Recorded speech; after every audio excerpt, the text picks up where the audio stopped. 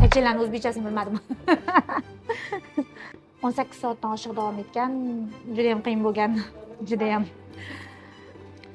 Qon bosimi, yurak urish soni, pulsi, saturatsiyasi, teri rangi, harorati va albatta hozirda kapnografiya, ya'ni nafas chiqazayotgandagi karbon angidrid miqdori.